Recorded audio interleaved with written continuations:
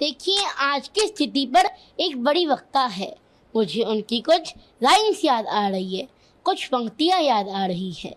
सच्चाई छुपाई गई, अफवाह उड़ाई गई, बात कुछ और थी, बताई कुछ और गई। वो वीडियो परसों प्रतापगढ़ का बताया जा रहा है, जो कि झूठ है। वो वीडियो आज से 1-1.5 साल पुराना 2023 वृंदावन का है। क्या आपके माता पिता ने आपको कभी नहीं डांटा?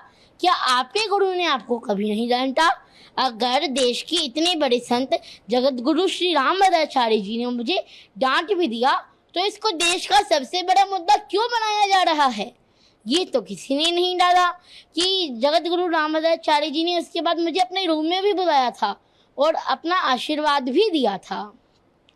लेकिन आपने बोला कि रामभद्राचार्य जी ने मुझे डांटा। अरे आपके गुरु ने भी तो आपको 8 साल की उम्र में कभी डांटा होगा, 9 साल की उम्र में कभी डांटा होगा। क्या आपसे 8 साल की उम्र में, 9 साल की उम्र में कभी गलती नहीं हुई क्या? लोग कह रहे हैं आप स्कूल नहीं गए। अरे मैं स्कूल जाता हूँ, और आज ऐसी स्थिति आ गई है कि मुझे इतनी ज़्यादा ट्रोलिंग कर रही हैं कि मैं इन लोगों की वजह से स्कूल नहीं जा पा रहा हूँ।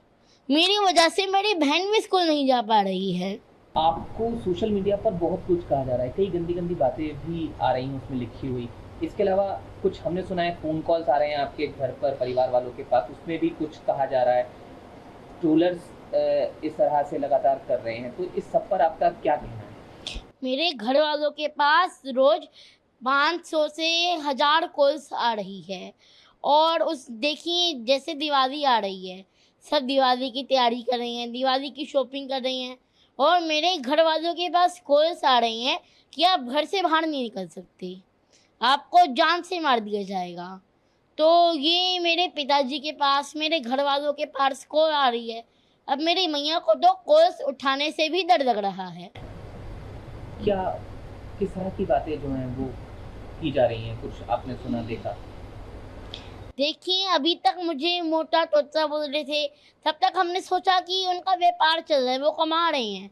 लेकिन अब बात मेरी भक्ति की आ गई, मेरी भक्ति को नकली कहा जा रहा है। अब हम बर्दाश्त नहीं करेंगे।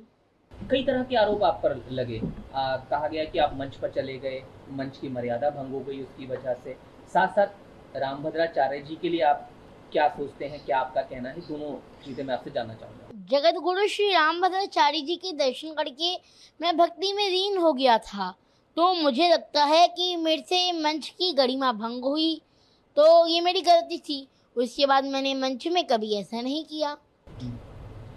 क्या सोचते हैं आप रामभद्राचार्य जी के लिए, क्या आपके विचार हैं?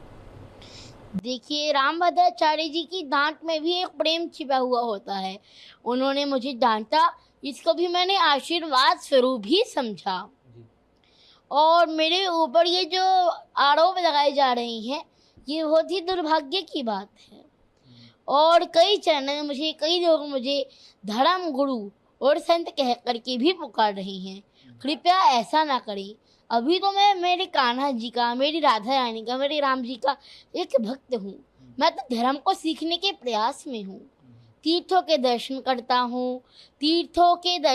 हूँ, ज्ञानी संतों से मिलता हूँ, उनसे समझता हूँ, उनसे सीखता हूँ।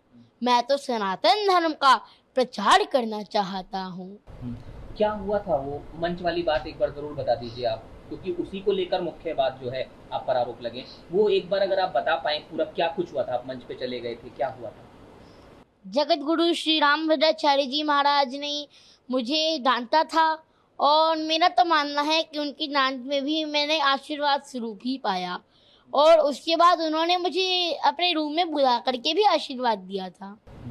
तो ऐसा क्या था जिसमें आपको डांट का सामना करना पड़ा? क्या आप कर रहे थे, वो जरूर सब जानना। देखिए, उस समय मुझे मंच की गरिमा नहीं पता था कि उसमें शांत रहना है, तो मैंने उसमें राम जी का जयकारा लगा दिया था, जिससे मंच की गरिमा भंग हो गई थी।